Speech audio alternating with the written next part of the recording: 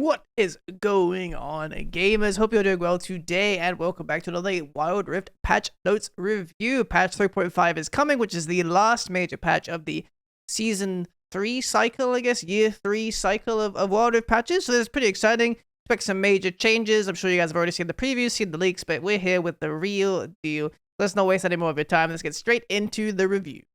So here we are, Wild Rift 3.5. This patch, Kayn and Aatrox released onto the Rift. Kayn brings something unique with his kit. He's able to choose between two forms, choose the red form being more tanky, or choose his blue form, slip through the shadows to slash those squishy carries in half. One of the devs who I bring into the Rift wrote a mini guide about him that you can read here. They recently put out a blog post. You can find that on the Wild Rift website. I'll probably throw a card up because I'm such a useful guy. If you want some tips for having any bigger game with him. What about you? You take the red pill or the blue pill. Take the red pill and give it to your inner darkness. Maybe that's unleashing the dark in with you or teaming up with super villain Jhin. Take the blue pill, be blessed with Yuumi, playing Yuumi in every one of your one-for-all lobbies. Every choice, if you ask us, whispers Yuumi, Yuumi, Yuumi. God, I hate the Wild Rift developers. Too freaking far. Honestly, that's probably more of the patch note author. But you know, I'm assuming that's a overall mutual decision they made there. Buff sharing is also here. You get a buff, you get a buff, you get a buff. Buffs for everyone in addition to the buff sharing mechanic. Also updating Smite, introducing a new jungle buff, Conservation, and making some adjustments to all of our jungle monster friends. We have some new and reworked items and routes, as well as balance updates across the map. In addition to these changes, we'll also have some adjustments to player behavior and some other quality of life updates. So lots of stuff to come through the duration of 3.5. So let's store, check out latest patch preview. Yeah, so we got some cards and kind of leaking the changes, but we're going through them anyways. No need to focus on those. Aatrox, the Darkened Blade is coming. Aatrox is a really cool, fun champion. Traditionally a mid and Baron laner. His main mechanic is kind of like Riven, but instead of just being... It's much more about hitting specific parts of his zone. His first ability is very similar to Riven's first ability, and he'll do 3 consecutive attacks, but they all have very unique hitboxes. And if he hits an enemy champion in a specific part of the hitbox, he gets bonus damage and CCs them a bit. So he's kind of like similar to Riven, but he kind of has his own mechanics. His other abilities include he throws out a chain, and if the target that he hits doesn't get away in time, they get pulled back to the chain. That one's pretty cool. And then his ultimate basically transforms him into another form for a while. Honestly, pretty similar to Riven. He's kind of like Riven, but evil. So yeah, very fun champion to play, very interesting. Lots of opportunity for cool outplays. There's a ton of sustain if you hit all of your abilities properly. So pretty high skill cap champion that's very exciting. I'm definitely excited to try him out in mid lane. Kayn is coming. Talked about Kayn in the intro. Kayn, traditionally a jungler, has seen a little bit of play in mid lane before in PC. It could happen in Wild Rift because roaming is pretty effective. So definitely could happen. Traditionally, he has pretty fast wave clear in mid lane, and you can use his third ability, which actually lets him walk through walls for a short amount of time, which, as I'm sure you can imagine, is pretty strong.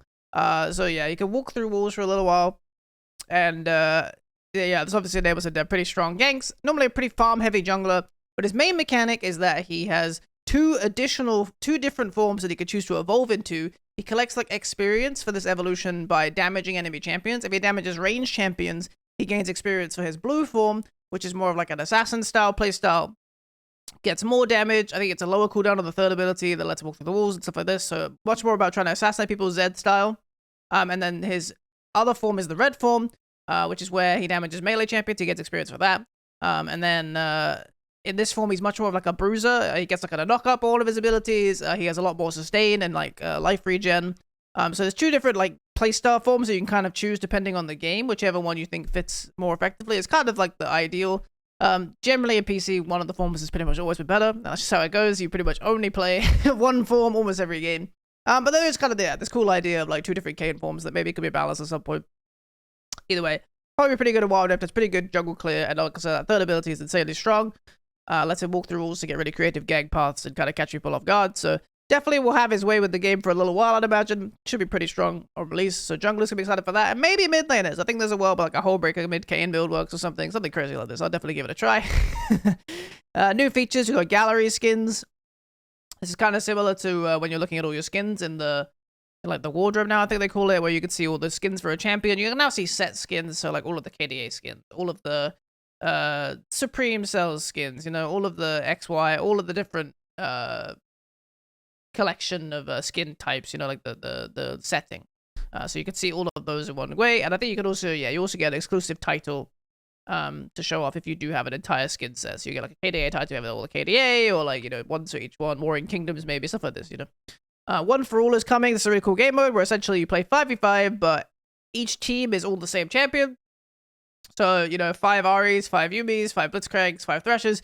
Ton of fun combinations. It's definitely fun. I recommend you guys give it a try at least once, because it's definitely a really cool experience, especially if you get a more fun champion. I think you get to vote for the champion that you want to play, so, assuming everybody on your team has, like, at least a reasonable suggestion, you probably won't get anything too whack. So, yeah, definitely a lot of fun to try out and give it a go. Player behavior changes. Looks like they're trying to increase penalties on players who leave games. This is really great.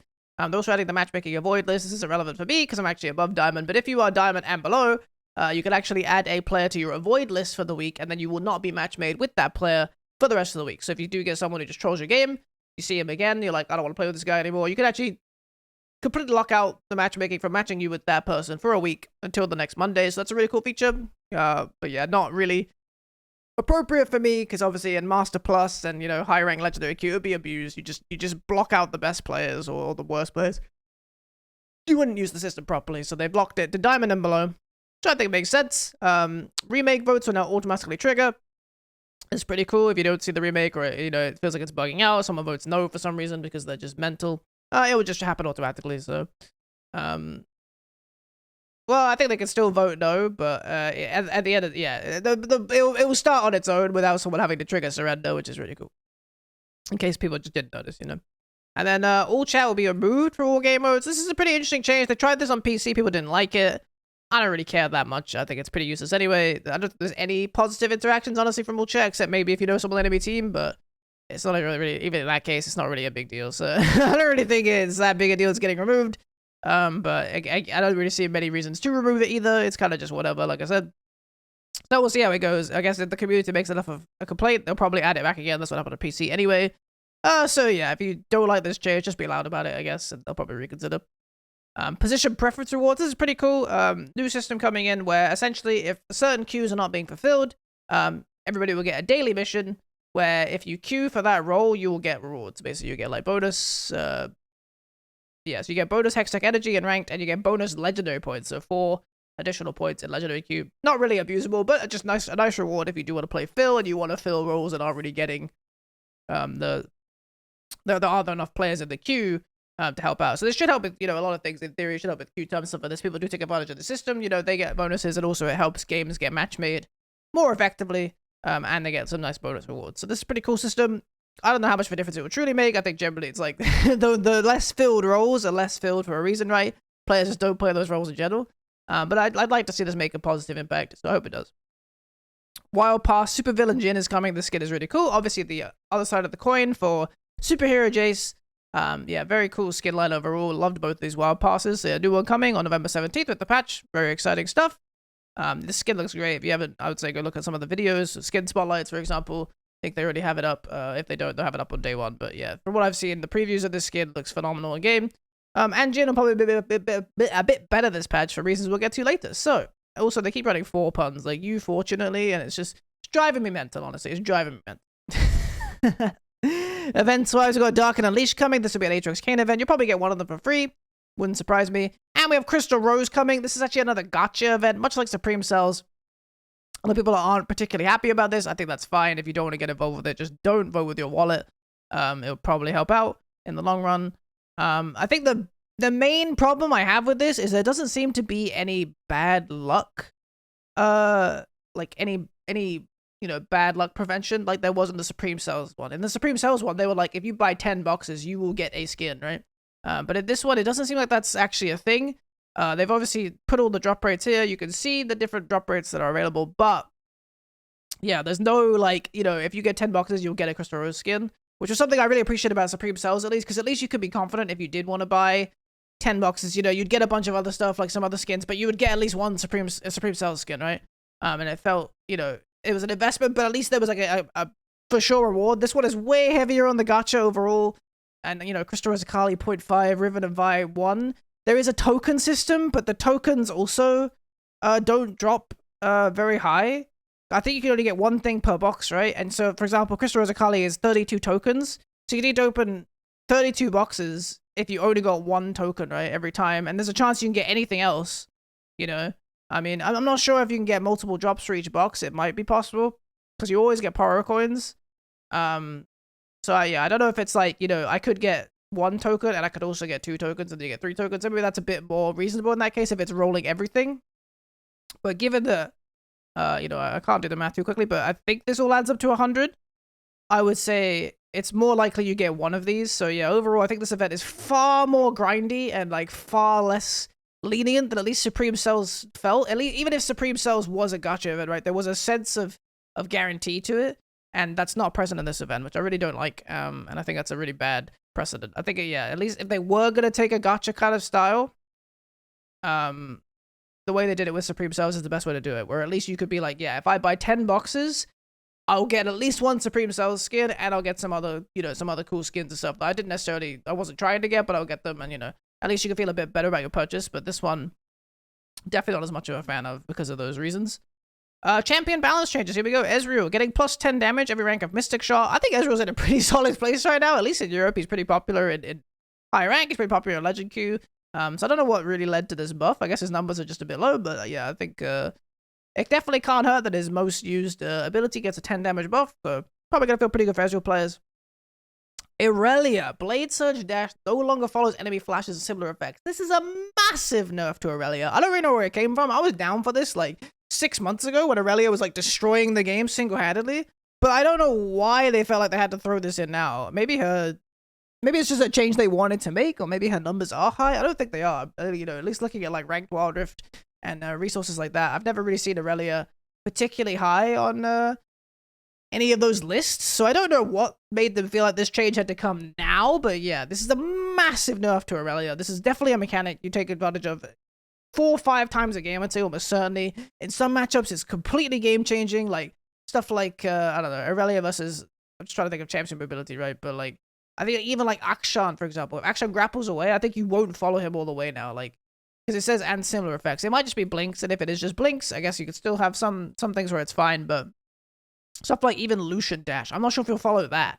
Because it's like mobility effects that she was like snapping after them. I'm sure you've seen it. It looks a little bit janky, which is probably part of why I wanted to get rid of it. But she'll like snap after a target and just kind of reappear where they are after the Blade Surge like finishes. But yeah, some huge nerf to Irelia's mobility and her keeping on targets that will make her feel a lot worse, I think. But yeah, I would have been down for this nerf in the past, but it just seems weird coming in now. So I wouldn't be surprised to see Irelia getting some buffs, honestly, in the future after this comes through, because I think this is massively changing for her.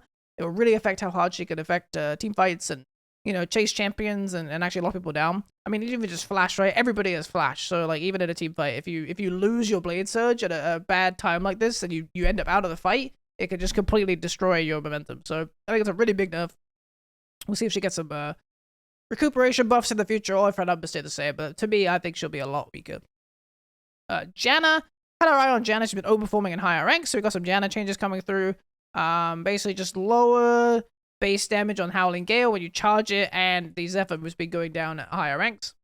Not too significant, but I guess she's had really good stats. I mean, Janna's generally a champion that just kind of goes under the radar, but is consistently very good.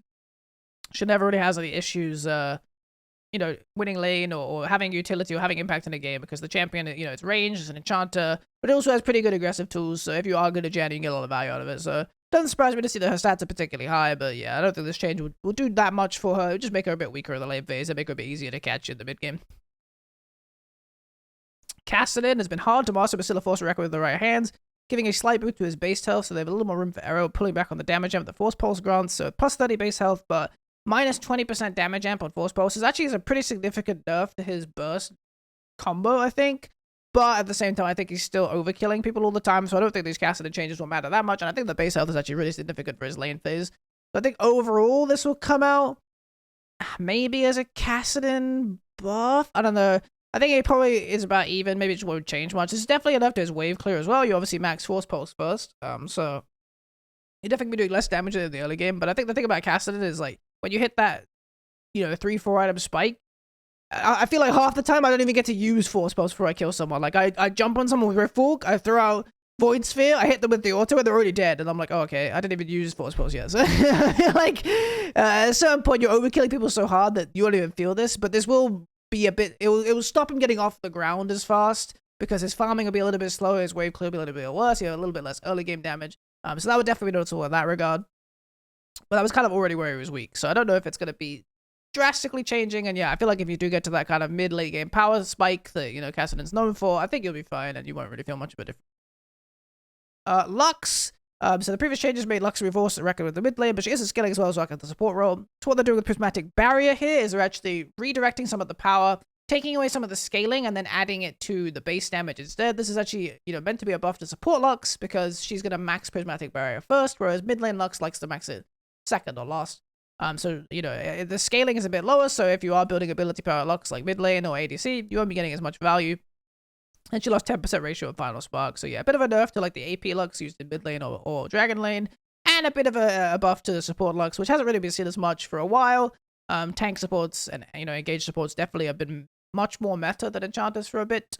But we could see a return of Lux. Traditionally, especially in competitive, she's been very, very strong when she does have good numbers, you know, just maxing Prismatic Barrier and having just insane shields. The only thing is that Serpent's Fang obviously exists now, so that kind of playstyle is not as effective as it used to be. So we probably, honestly, won't end up seeing it, but there is a chance that it could make a comeback as a support. But generally, yeah, engaged supports are a bit more meta right now. Many Rakan players were not aware this Gleaming Quill range increases spell rank, but due to the range increase, the first rank range had to be low enough that the spell wasn't able to be used in lane. So they're actually giving a small buff to rank 1 of Gleaming Quill range, basically, but it doesn't scale to 1000 anymore. And they're increasing the base damage. It'll make Rakan a little bit more effective in early laning, but definitely will not have that. He has like really good like face checking abilities, stuff like this, honestly, in the mid lane game, because the first ability gets really long actually. You kind of hit people from really far away, so you can actually check brushes like really safely. Technically a bit of a buff to mid lane Rakan, honestly, because having the short range Gleaming Quill for a long time made it very hard to like pressure people in lane, and you got a little bit more base damage. But overall, not going to be a huge change. I think it'll make his lane phase a little bit better, but I think his lane phase is pretty solid right now anyway. So. Well, again, with a little bit more strength, I don't think it's going to be like, you know, it's not going to make or break Rakan with regards to him getting played. I think he'll pretty much be picked in the same situations. Senna, they're actually buffing Last Embrace's damage by quite a significant amount at later ranks. So basically, yeah, 10, 25, 20, 25, 30, 35. So it's pretty significant base damage buff for Last Embrace, especially in the early game. And then Curse of the Blind Mist is getting a 4-second cooldown reduction. Now, I'm sure if you guys pay attention to competitive, you'll see that Senna is still rampant everywhere. You know, you name the region, they're playing Senna almost certainly. And Curse of the Black Mist is probably one of the most broken abilities in the game. So not only is Senna still pretty meta right now, even though they've supposedly tried to nerf it over and over again, it still kind of exists. Just because of the flexibility it provides in draft and how many different tools it gives you. But now they're buffing essentially her strongest ability, which I think is just pretty nuts. I think it's crazy that they think this is gonna be fine. So I think Senna's gonna, yeah, continue to be completely rampant in pro play. I think the problem with Senna in ranked is just that they don't educate the player base. They don't tell her how she works, how she's meant to be used. So her numbers are always scuffed because everybody's like, haha, I'm support main. I play Senna with my Lucian. And it's garbage, right? Like, fasting Senna is how the champ should be played. I think the devs just need to do a better job of educating them about what Senna actually should do and how she should be played from a competitive standpoint, because that's just the optimal Senna way, right? The reason they play competitive Senna so differently is because that's the best way she functions. And I feel like they just haven't done a good job of teaching the player base about that, because it is a specific and weird champion. Don't get me wrong, it's a very unique mechanic and idea, right? But they put that in the game, so they have to do a better job, I think, of just teaching players how Senna should work. I don't know if that's possible to do through like mechanics or, you know, kind of like, you know, showing the player somehow, or even just, you know, putting her out of the support role and into the ADC role. Just I don't know, but it's hard, right? Because the champion is so weird, and I do agree it's a difficult problem to solve. But I think it's always going to be an issue until they take bigger steps to try and, you know, be like, yo guys, if you want to play Senna, you play it fasting. You play it with like a Gragas, like a Galio, or you know, a set, something like this, and you know, you have the front line and the stronger lane to be able to get her out of lane, and then you roam with the Senna and play like a support. But like, it's just like people aren't good at understanding that by default, and I think she'll always be problematic within ranked until they find a way to solve that problem. So I think they need to make a better effort into trying to, yeah, you know, give people more awareness of how Senna should be optimally used, so they can make better balance changes for her. Because, you know, currently, yeah, like I said, she's rampant in pro play, especially if you look at like the WRL, the only official league going on right now. Senna is picked all the time, picked banned almost every single game, and to see it get buffed so dramatically is just so off the you know, the beaten path of how prominent she is in the meta that it just feels like, what am I even reading, man? So yeah, I think that's kind of just what it comes down to for me. Oh, Troddles is gonna love this one. So Seraphine is getting 4 base mana regen. Absolutely massive buff. Can't wait to see her in every role, every game, everywhere. Finally, Troddles has been campaigning for years to get that W fixed. That it was on PC, where essentially, if you do the echoed W in PC, the second ability, you get two shields, double the shield. But in Wild Rift, you don't. Finally, they have not made that change again. Troddles will never sleep in peace. So unfortunate that this is all Seraphine's getting. Pretty negligible. I don't know why. I don't even know why they felt like, why? Like, why? What is this gonna do? I feel like, honestly, almost nothing. But, at least I guess the Seraphine support players will have a bit more mana regen, so they can cast more spells in lane. Shen, this is a really cool change, I think. They're making Twilight Assault's bonus damage apply a 50% splash. So when you hit targets with the buff of the first ability on the 3 autos when you pull back the sword, you will get splash damage. This is actually really good for Shen's wave clear, because I don't know if you guys know this, but none of Shen's abilities actually affect waves. He has literally 0 wave clear. That's why everybody rushes Sunfire, because he doesn't do any damage to minions with his taunt. So he effectively has like no wave clear. This basically means that he has to go Sunfire like every game. But yeah, this is a really cool change. I think that will give him a bit more flexibility. Let him be a little bit more, maybe you can go, you don't have to go Sunder as much now, because maybe your wave clear will be a little bit better. I think he's still going to struggle, but I think it's a really cool change that gives Shen a bit more flexibility, like they say. He's pretty much going the same build path every game, which is Sunder or Sunfire. And this maybe gives him more options, or he won't feel as bad about, getting a Bramble Vest, or getting some magic resistant in AP lane, because he has this build in wave clear. So I think it's a really cool change that should hopefully help him out of it. Ziggs getting a bit of base mana regen. Bit more significant for Ziggs than Seraphine, I'd say, but yeah, again, not a huge change. Just give a bit more flexibility in the early game, but I think Ziggs is still in a pretty fine place since the nerfs. He definitely deserved those nerfs that he got before, so I think it's fine, and I'll see him be quite as popular in pro play, but definitely doesn't get played almost at all at ranked, at least from my perspective, so maybe they're trying to buff him for that. But I think a lot of these changes will help these AP mid champions with rank in kind of like a ranked environment anyway. We'll get on to some of that later, some of the new items and runes. But yeah, for the most part, I think this change will not be the reason the Ziggs come back if he's like in the mid lane, if he does. Keep that in mind. Vex getting a small nerf on Looming Darkness, plus 1 second on the third ability, and also 10 more mana cost. Won't really change much, I think. It definitely makes the early game a little bit weaker. I think it's a fine nerf. I was a bit worried they were going to clip Vex a lot more. I feel like she is strong, but she does take a lot of... she has a really kind of unique playstyle. It needs a lot of understanding of like your burst values and numbers, I think. And also good micromanagement with passive. So I do think it's a fairly reasonably skilled champion. So I was going to be a bit disappointed if they just clipped her out of the game straight away. But yeah, I like to see that this change just nerfs her early game a little bit. Makes her mana cost a little bit more difficult to manage, but overall probably won't make a drastic difference as players get used to her, so we can see where she really sits. Yone, thank the Lord, man.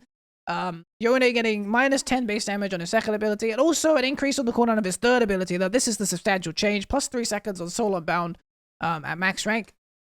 Will make him be able to use it a lot less. Even though he is building haste, it was obviously going much lower before, because he'd only go Solari Charge Blade, but this is the biggest change where it mitigates how much usage he gets out of his third ability, which gives him so much spacing and power. I'm sure you've had 1v1s against Yone where it just feels so hard to kill him because, he's hitting you, he knocks you up, then he dashes away to the side with the Soul Unbound, and then he's hitting you, you're trying to face him down, he jumps back to the Soul Unbound, he kites you out for another, 6-7 seconds, and then he does the same Soul Unbound again, and you're like, I can't even get to this guy, man, and he's just killing me with, 700 damage crits. What can I do? So this is a really good change that will mitigate those situations, I think, and just make him a bit easier to lock down, which I think is necessary for this champion to be healthy. So super fine seeing these changes. I think maybe this is doubled as well. It says base damage 20, but it does kind of the double slash, right? I don't know if it's actually each sword or if it's just a 10 nerf or a 20 nerf. But either way, this would probably be noticeable as well, at least in early game trading. Ability attack speed cast adjustments. So Caitlyn's first ability and Zaya's first ability now scale with attack speed. So they're faster when you have more attack speed. This is a really cool change. Basically, I think they made this change in PC as well. But what happens is essentially, as you get to more attack speed, you actually lose DPS casting these abilities currently because the animations are so long that it's losing for you. You actually take more time when you could have done like 2 auto attacks and got a massive amount of value. So this is essentially just a really good change that enables you to use your kit in the mid lane game, right? Because currently it's just wrong to use it a lot of the time. So yeah, really good change. I like it a lot. As an ex-ADC player, I used to play a lot of Xayah in my time. This is a really nice thing to feel. It feels really good when you have high attack speed and the first ability is so fast. Yone, Yasuo, and Tryndamere overcap crit scaling. So what this is every time you take crit above 100%, you now gain 0.8 attack damage per 1% crit chance. This is a really... I think this is actually bigger for Tryndamere in Wild Rift than it is in PC. They made this change in PC because they distributed crit chance to be, instead of 25% on items, in PC it's 20% per item. So what this led to is if you wanted to get 100% crit on your Yasuo, you had to get 3 crit items, which was 120%, and you were overcapping crit chance. So that's the reason they added this change. And essentially it made it so when you overcapped, you weren't just wasting stats all the time. But that's obviously not a problem in Wild Rift because it's 25%. You get 2 crit items, you're done. They do give an example here where you can build items like Bloodthirster. So that is true. I'd need to do the math personally to see items like if an item like Bloodthirster is worth it stats-wise. Assuming, you get 25% crit. It's not doubled, so you get 25 times 0.8, which is what, 20? So you get 20 additional AD on top of the stats that Bloodthirster gives you. Maybe that makes it worth an item slot. It's kind of hard to say without playing it out. But I think it's much bigger for Tryndamere, who actually... I think it's more likely you go above 100% as Tryndamere more reliably because it's very easy to get like 75% and then you get 50% from the Fury, right? But you don't want to rely on the Fury, so you still build a lot of crit on Tryndamere, so getting like 75% is pretty reasonable, I think, and then you will be going over and you will get a bit of extra AD. Oops, sorry. So yeah, I think this is a bit better for Tryndamere in Wild Rift than it is for Yone Yasuo, but there is a chance that, yeah, that maybe a Bloodthirster or, something like this, maybe getting an LDR, which we'll talk about later, Lord Dominic's regards, could be a bit more relevant on these champions in some games. So it would make these items a bit easier to buy without feeling like, yeah, I'm wasting a bunch of stats. So it is true, it gives you a little bit more flexibility, but there are generally a lot of other items that they might want to build that don't build crit anyway. Like the crit items themselves are just like insanely good, right? They're just they're mostly fine. You build the ones that are good already. So yeah, we'll see. I need to do some math and some testing to see for Yone and Yasuo if these items are worth it, but definitely for Tryndamere, I think this is a really good change. I didn't expect it for Tryndamere, actually. They were talking about this change coming through, but I didn't think Tryndamere would get it, but I actually think it's really cool for Tryndamere getting it as well. So overall, really good, really nice change. Gives them a bit more theoretical flexibility. We need to do testing to see how much valuable it is. ARAM changes, Earth changes, gameplay changes, items. Here we go. Horizon Focus. So Horizon Focus is, looks really interesting as an item, to be honest. It's Vintage Codex Haunted, guys. Same build path as Riftmaker, I believe. Plus 700, so it's only 2800 gold. This is a really cheap AP item, especially because it gives 80 ability power. 80 for 2800 is really cheap. Plus health, best stat at Wild Rift, everybody loves health. Plus 15 haste. The passive is called Hyper Shot. Whenever you hit a non-targeted skill ability, so a skill shot on a champion, more than 500 range away. This is about ADC auto attack range. I think most ADCs have either 500 or 550 range in Wild Rift. I could be wrong about that, but I think that's generally kind of like the way you should be thinking in your brain of how far it is. You will apply a stack. If you get 3 stacks on a champion, you also apply 2 stacks if you immobilize a champion with a CC or something. If you get 3 stacks on a champion, they explode and do 80 plus 20% ability power. I think this is the same as Luden's, or it's close. So if you think about Luden's damage, that's how much you'd be getting. And you apply another stack to start another 3. And this has no cooldown, so you can keep applying it as long as you're doing it. So yeah, this item seems really cool. As just like a raw damage kind of transitionary item. This will probably feel really good on champions. Just generally long, champions like Vex and I think even Orianna's probably at this range at a certain point, and Orianna also immobilizes with her ultimate, so she gets 2 stacks on everybody that way. Ziggs, just these general like high range poke mages. There are other ones that, I mean, Lux, I guess. But yeah, I'm sure you can come up with your own examples because my brain is working too slow right now. But yeah, overall, I think the item looks really good, especially for the cost. 2800 gold is super low in the context of Wild Rift, especially for 80 ability power. Plus haste, plus health. It's so many stats. I feel like this passive is obviously going to be really good on certain champions. I feel like this item will almost certainly appear as a core item for many builds. I could definitely see a world where it's like a you know, well, you know, for reasons we'll talk about later, but maybe like a Ludens into Horizon Focus into Rabadon's Death Cap for Oriana, something like this, you know, and just get this really early powerful spike that, you know, gives you more health, more haste. It just feels like such a nice transitionary item, a second item for so many champions, that just fits a lot of builds really well. And even if you can't take advantage of the long range, you know, even if you're just a champion that immobilizes a lot, you can get a lot of stacks pretty easily, it seems. So overall, I think this item looks really, really good. Very solid. Excited to play with it. Lord Dominic's regards. This is the item I mentioned earlier. This is a new Last Whisper item that actually gives you crit chance. So this is a huge buff for marksmen, as I'm sure you can imagine. The big thing about marksmen right now is obviously you generally want to get armor penetration to third because of the exorbitant base stats in Wild Rift. A lot of champions have really high base armor, which means that you pretty much need armor pen very early. But this obviously stagnates crit builds quite a lot. You know, they build 2 crit items and they build an armor pen item, but they get stagnated because they have to build, you know, 3,100 gold towards a penetration item, but this actually keeps the crit building going. So this makes crit ADCs scale so much faster because they're going to be 75% crit at 3 items anyway, and they're going to have the armor pen. So if AD carries weren't back before, I think they're almost certainly going to be back now because this item is actually crazy for them with how fast they scale. It's pretty much, yeah, always going to be a third item you build unless you really don't need any penetration, but it seems unlikely. It also has this passive where the first attack is really increased attack speed. I don't know if this is really that good, but, you know, cool. Overall, though, it's just the item itself has just crazy... It's just a crazy transitional stat item. The AD is a little low, but that's not really that big a deal because you're more in it for the penetration and the crit chance. But yeah, this is going to feel great on, you know, Jinx, Caitlyn, Xayah, any crit ADC. This is going to be an amazing third item that's going to make them scale so much faster. So I think we're definitely going to see a rise of crit ADCs again with the addition of this item. Even champions like Jhin, we could see the return of, because this is a great item for Jhin, for example, because he definitely wants, you know, this kind of thing. So definitely keep an eye out for crit ADCs on this patch. They could be on the way back. Awakened Soulstealer is getting reworked.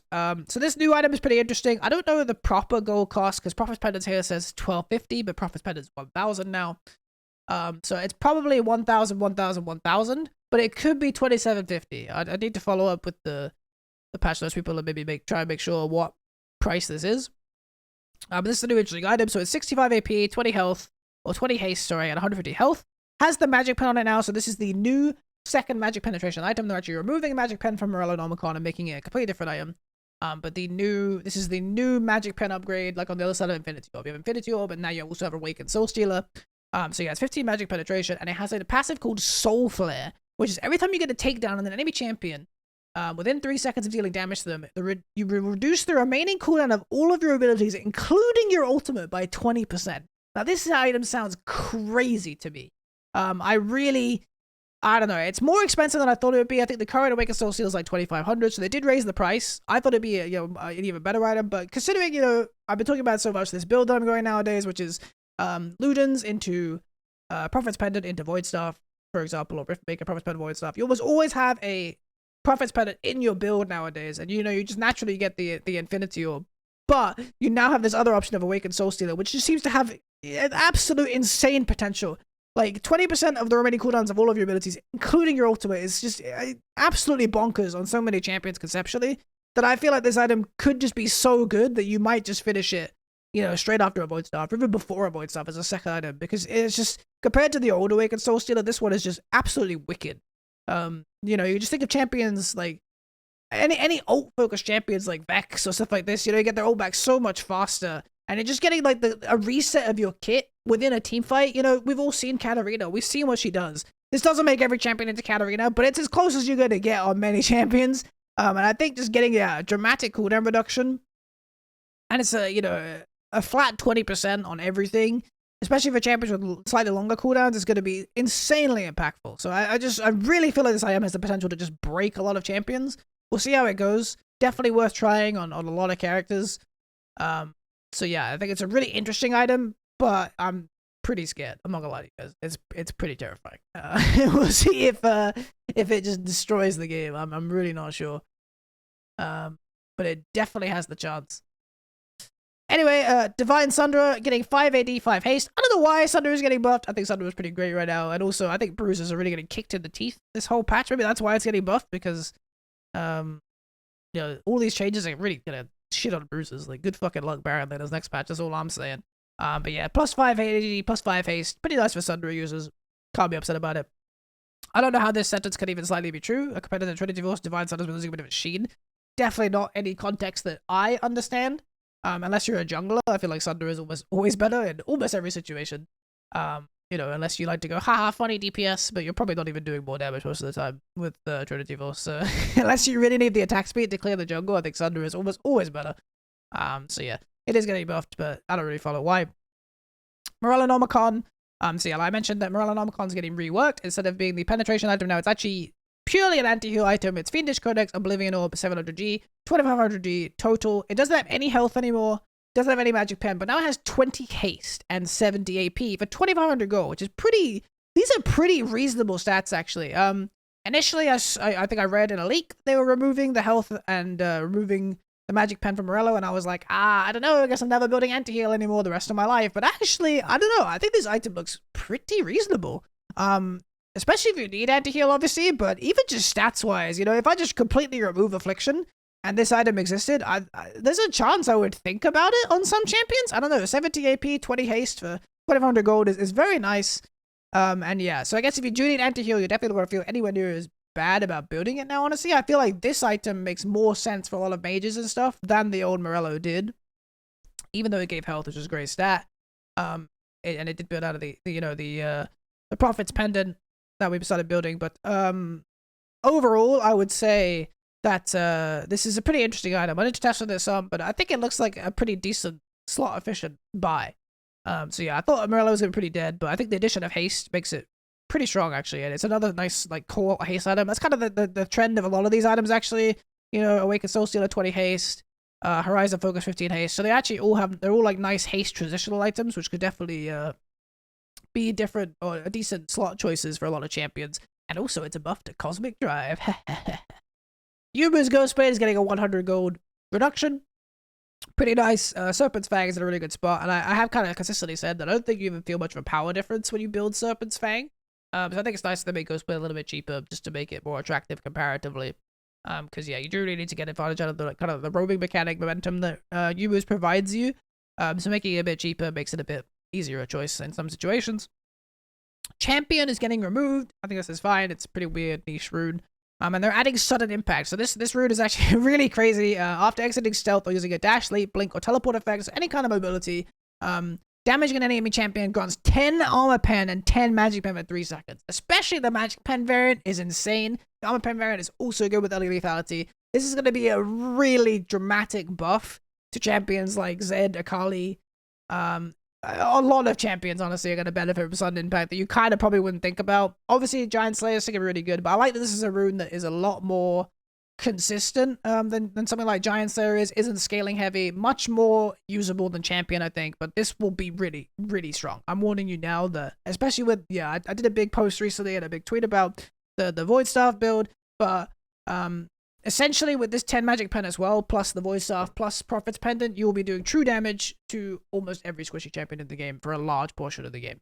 So this is going to feel really, really strong. And this is also like technically like 10 free magic pen for most of these AP assassins that they wouldn't get normally, and 10 armor pen for your Zeds and your pikes and whatnot. So this is going to be really significant damage increase in the early game for these champions, and I'm worried this rune is already too strong. So I wouldn't be surprised to see this get nerfed next patch. Definitely keep your eye on this one, because I think it's really, really powerful on a lot of these assassin champions. Inspiration Pathfinder is getting reworked. So this is a really interesting one. They're trying to make it a bit more for junglers and mid laners. I think it was already pretty heavily picked in jungle if you didn't go Demolish. Well, a lot of high elo players, but yeah, it's interesting they try to push this for mid. So basically you get 20% bonus move speed in the river now, which is a flat amount compared to the 9% it was before. I think this is probably more most of the time, especially in the early game before boots. So pretty interesting in that regard. And then when in the river or out of combat, you restore 0.6% missing health or 0.6% missing mana every 1 second and gain an additional 10% bonus move speed. So this is when you're not fighting. So you actually do get 20% move speed at all times in the river. So this is really significant for dragon fights and stuff like that. So this is something to notice. What is actually a quick break? I just want to Google Boots of Speed to see what they actually give. So they also give 20, and that's what I thought. So this is technically giving you an additional, boots buff. Yeah, so it's the difference between not having boots and having boots, basically. So yeah, it is pretty interesting for sure. And then the regen aspect, of course. So yeah, if you're kind of stuck there, in a river fight for a while, you'll actually get, you probably get a lot of value from having just a bit of extra move speed. And obviously, this is really nice for roaming as well. It definitely could be interesting. I'm down to mess around with it. It's no Nimbus Cloak. I'm a bit of a Nimbus fiend right now. I'm not gonna lie to you guys. Freaking loving Nimbus Cloak. So it'd be hard to give up on that, I think. But overall, I think it's definitely an interesting rune, and I like the new idea they have for it. So, Inspiration Phase Rush. I don't know why this is saying it's an inspiration. This is actually a keystone. Riot Games, you good? I guess it's just considered an inspiration keystone, if there is such a thing.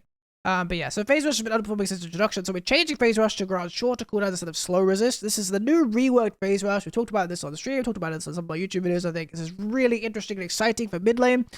So the changes is, instead of getting 75% slow reduction, this will be noticeable sometimes for sure. You won't be able to like zoom out of a situation when you're just getting slowed like you can now, but the new effect is you get 10 ability haste for 3 seconds, and you also reduce all of your current basic ability cooldowns by 20%. So this is really significant for any of these champions, like Orianna, Ziggs, maybe even like Vex, Ahri, any champions that can easily combo and get Phase Rush going. They actually get a lot of value from proccing the Phase Rush now. This is definitely going to be a strong competitor with runes like Electrocute, and I think it's a pretty significant Conqueror. I think it's a pretty significant damage increase for those champions. Even champions like Jace maybe could use Phase Rush now and get a lot of value out of this kind of idea, especially in some matchups. But I think this adds more flexibility to your kind of your rune picks. I think it's really interesting, and I like that this is being made into more of a DPS rune, just in a kind of a different faucet, because I do feel like that was the big problem it had, is that it doesn't connect with Conqueror, or it didn't really compete with Conqueror and Electrocute with regards to damage. So you always felt like you were missing a lot of damage, but this gives you more damage in kind of a different way, but it's still giving you more damage. I think it's really interesting. So I'm definitely excited to mess around with Phase Rush more. I think it'd be really good on a lot of these champions, especially like Orianna and stuff. And for some of the other reasons like the new items, and we'll get on to another thing, which is the buff update. And these aspects will make, I think, likely AP mages a lot better in mid lane again. So we could just we could see a meta shift up where AP mages start to make a comeback in mid lane, especially with, yeah, like I said, AD carries probably making a dominant resurgence in bot lane again. You need to get your magic damage from somewhere. So we could be seeing AP mids coming back. Brutal is getting buffed instead of 7 to 14, it's now 12 to 19. I still don't think this rune is very good. I think the main champions would want to use it on right is AD carries, but I think Vampirism is generally too good. I think Akshan is probably the best user of this rune, so nice Akshan buff. Maybe Tryndamere, but outside of that, not really that great. Wouldn't recommend it even post buff. Electrocute's getting a buff here, where instead of being flat 20 seconds the whole game, it's now 20 to 13. This is a pretty nice buff. I don't think it makes Electrocute dramatically better. I still think it would only be pretty much good on the champions that it's good on now. And it's probably outshined by Conqueror and a lot of other champions, but I think it's a pretty nice buff, giving it scaling cooldown over the game. You get a bit more value out of it in team fights, most likely. And it just, yeah, it's pretty useful in that regard, but it's mainly still an early game kind of burst rune. And even this cooldown change won't change it that much, I think. You won't be picking it on champions you didn't take it on before. For example, I think it's just a buff to those who use it now. Scorch is getting a bit of a buff, so it's got a 2-second lower cooldown and another damage increase. I think it's kind of getting to the point where it could almost be good. Certainly worth trying, I think. Because obviously, you know, sudden impact isn't particularly good on champions like Orianna, or, you know, champions like this. Even champions like Ahri, it's very linked to her ultimate, so you don't necessarily want to run this. I mean, you definitely can, but I could see someone saying, oh, I don't want to run this on Ahri, I have to use my ultimate to get the penetration, so I don't really like it. And in that case, yeah, you could definitely think about Scorch. I think the 2-second cooldown reduction is much more significant than the damage increase. But it could be starting to reach a point where, yeah, it's starting to add up, and it maybe will be really impactful overall during a lane phase. So it may be worth trying out again. But yeah, still, you know, it's mainly just like if you don't want Giant Slayer on something like Orianna, you can run Scorch instead for early game power. Because I think Giant Slayer is like the best scaling rune, pretty much always better than Gathering Storm, I'd imagine. So yeah, if you don't think you're going to get a lot of value out of Giant Slayer, you could run a Scorch. I guess you could run a Gathering Storm, but I think, you know, if you don't want to play for scaling late games, probably play for early games. So something like Scorch could be good on something like Orianna for that reason. Triumph! Triumph apparently did 5% bonus damage to objectives. Did anybody know this? I didn't know that. I guess it seems obvious in hindsight, but apparently it's not just champions. So, huge news. But yeah, apparently, you know, you should have been abusing Triumph in jungle the whole time, guys. What the heck were you doing, junglers? Sheesh. Sheesh, but yeah, just a quick fix to Triumph, I guess. I don't know. I didn't even know this was a mechanic, so crazy. You learn something new every day. Adaptive Carapace is getting a bit of a buff. +4 resists on both sides. I think Adaptive Carapace is a pretty good spot. I like it a lot on melee champions because they traditionally have higher base stats, which means they have more health and more resists, which takes advantage of even more health and even more resists. So I generally, it's my go-to Rune on champions that are melee, that, you know, it's not a bone plating matchup. It's pretty much the best choice in my opinion, or you don't need Hunter Titan, since that got nerfed pretty dramatically a while ago. But speaking of bone plating, it's actually getting a really significant buff, where instead of it being blocking damage from 3 attacks after the initial hit, it's now blocking the triggering attack and 2 more procs of damage. This is really significant. If you aren't familiar with how bone plating works, currently right now, you have to take an initial hit, and then the next 3 hits you take will be mitigated. So it's actually quite easy to play around by champions that have some sort of poke ability. Zed, for example, you could throw out the WE, or the second ability, third ability. You see they have bone plating, and you wait, and then you throw out the shurikens when it's timing out, and you don't miss any damage. But this new change actually does block that initial hit, so you're almost always going to be blocking damage from combo champions. So situations where bone plating is really good, it's much better now, even better than it was prior. And then situations where it was kind of okay, I've started to like it, honestly, as my default green rune for range champions, because I think it's just a little bit more valuable than nullifying orb nowadays most of the game. But it's going to be so much better in so many situations now, because you're almost always going to get value, even just from an initial hit. You know, if you take a Jace QE, you're going to block some of that damage, for example. Instead of like taking the poke and then wasting your bone pudding, you're always getting value from at least one shield of the bone pudding now as soon as it procs, which is a pretty substantial buff to the rune overall. So probably going to be a much more of a mainstay pick than even it already was. So I would definitely recommend it as a green rune on any champions where you don't need something more specific. So jungle changes, these are all pretty dramatic. Smite 600 is 600 flat at all levels now. It no longer scales with levels, so you always expect 600 damage in the early game, and they upgrade to Chilling Smite after 3 uses. They have removed Challenger Smite. No one really liked Red Smite anyway, except maybe Riven. So not a big surprise. They're reworking jungle expertise. You get 20% gold, additional golden XP from jungle monsters, but you lose 60% from gold from minions now, so you get a lot less gold from minions. Do not be taxing your damn lanes, alright? I don't know how long the temporary is, but temporarily, do not be taxing your damn lanes, alright? If you want to push lanes to threaten dives or something like that, make sure to let your laner get all the last hits, because otherwise you'll lose a lot of gold as a team. 50% additional damage and 50% additional ability damage to jungle monsters. You restore 40 health over 5 seconds while fighting jungle monsters, and 4 mana every second in the jungle or river. So this is... generally, the jungle is a lot easier to deal with, I think, in the early game. This could definitely open up some junglers that kind of struggled before to get a little more potential. You have to just try them out, I guess. It's hard to say who this will benefit the most. I mean, anything fast will obviously probably be faster. I don't really know what the current stats are, honestly. This could be pretty similar to how it is now, but just reading these, assuming that most of them are new, it's pretty substantial for a lot of early junglers, especially with some more changes we'll get to in a bit. Chilling Smite, so you now upgrade to Chilling Smite after using Smite 3 times instead of killing 4 camps, I think it was, 5 camp. Then you would get to upgrade your Smite, but now you have to use Smite 3 times, so you will not get it until the end of your first clear. That's quite substantial, because I think, yeah, normally you use 2 Smites, then you might fight Crab and you have a third one, right? But now you will need to use your 3rd Smite before you unlock that Chilling Smite. So Chilling Smite is a flat 800 damage across the board, and then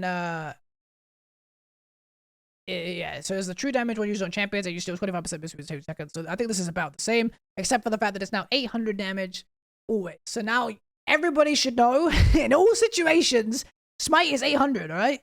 If it's 800 and your jungler doesn't smite, you flame him. No, but it's a good thing to keep in mind about if you are, competing with an enemy jungler, maybe your jungler is on around or your smite's on cooldown, you know what range the enemy jungler is going to be looking to smite. You don't have to calculate oh my god, the level 12, I have to 15 plus 12 times, it's just 800 all the time. Way more consistent, way easier to learn. You know what you're looking for in kind of those smite fight battles.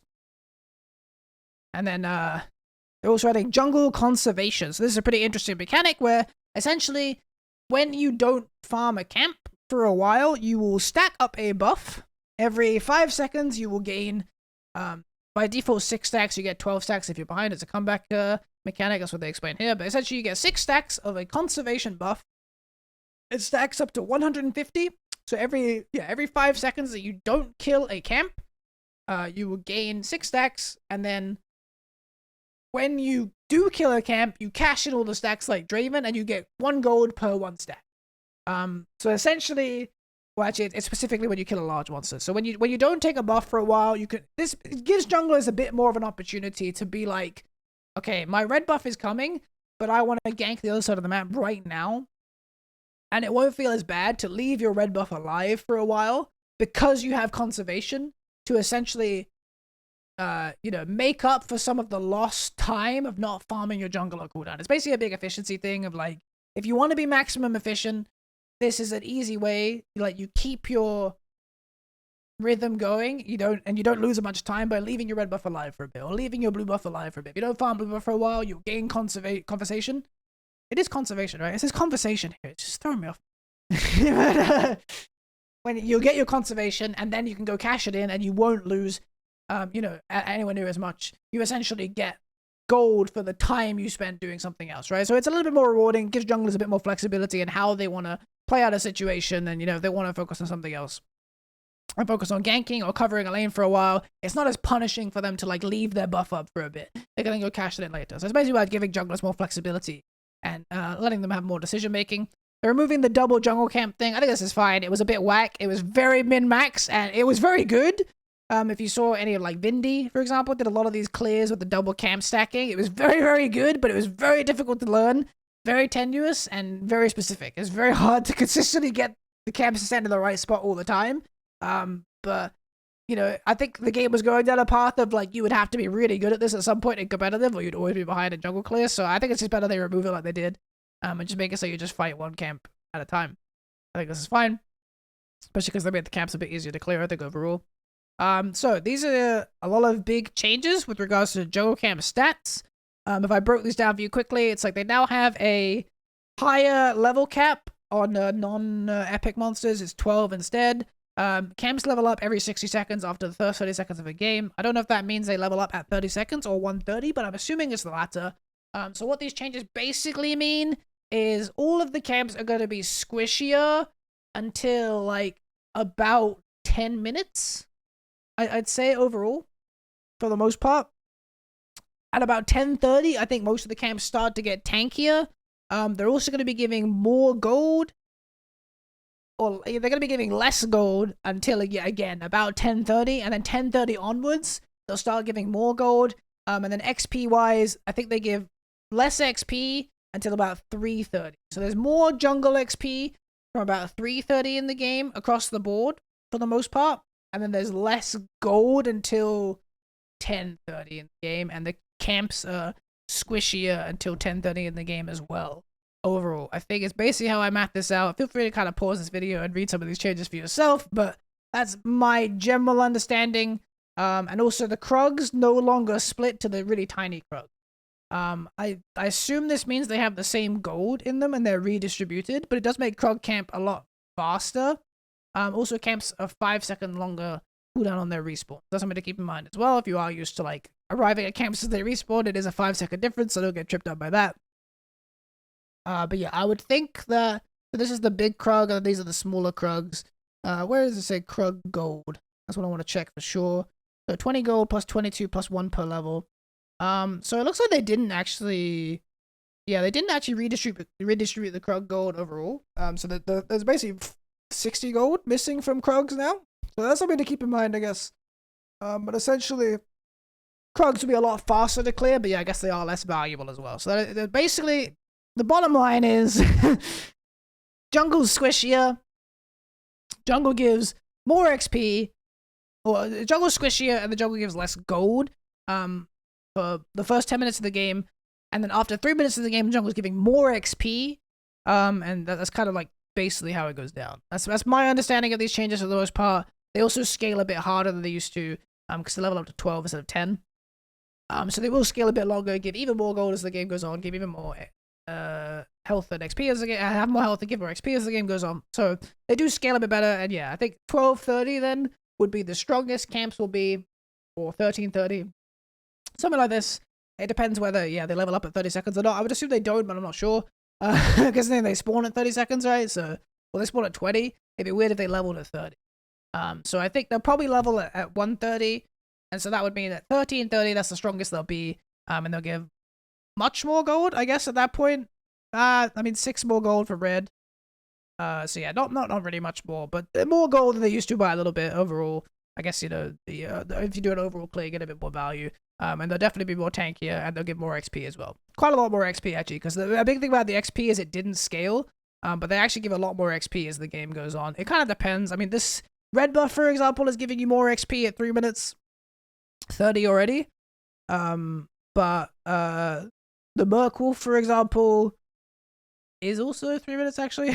But the greater Merkwolf is 32 XP per level with 800 base, so you'd actually need to wait till like 6:30 before this is giving more XP. But essentially, you know, once you get to like 10 minutes, camp is giving a lot more XP, which gives you a lot more comeback potential, I guess, with regards to how you get XP back in a game. Shareable red and blue buffs. This is a pretty substantial change. Essentially, if the jungler now kills a red and blue buff that spawns after 7 minutes, I thought it was 8 minutes, but it says 7 minutes here. I'm not sure which is correct. We'll find out in game, I guess. It'll actually drop a big circle. There will be a big circle around the buff, and if another ally champion stands in that circle for 2.5 seconds, they will consume the buff, and they get a second variant of the buff. So this is another reason why I think AP mids could be a lot better, is because essentially from 3rd blue buff onwards, they will likely always have a blue buff, which is really substantial for mid. I mean, you know, maybe, you know, you can demand your jungler give you 2nd blue as well, but at least at third, you know, blue, there's no excuse now for the mid laner not to get, or, you know, your AP carry or whatever. Whoever needs blue, maybe it's Fiora, there's no excuse for them not to have blue as well, assuming they're on the same side of the map, because the jungler can still take it, they can still get the gold and the XP, but the buff is doubled now, so someone else can get the buff as well. So this is a really cool change that basically just, you know, it's actually quite a big power creep change, I think, having 2 people with blue and red on the map at the same time, but it's good for junglers, and it also means that there's no arguments for who gets the buff, right? Like, no complaining when I get blue, because my blue is free, alright? You paid for it, but it was free for me, so I'll just come and collect my blue.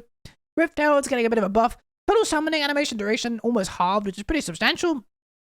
And the cast time for it to charge against turrets also lowered as well. It's actually pretty significant for first Herald, I think. Getting an opportunity to drop in on mid lane and crash into the tower really fast is pretty important in competitive play, and that it's pretty buffed with how it is here. So I think overall it's a pretty substantial change for Rift Herald. Very good for competitive play, and it will give, you know, ranked players a bit more opportunity. If you see a small window where champions aren't defending a tower, you can drop Herald and be almost confident. It's almost guaranteed to hit compared to before, or at least it's much more likely that, you know, it can get interrupted by crowd control and stuff like that. This is what I call the random change. This is a huge buff to Rick's random. Notorious for getting like 2,700 gold bounties.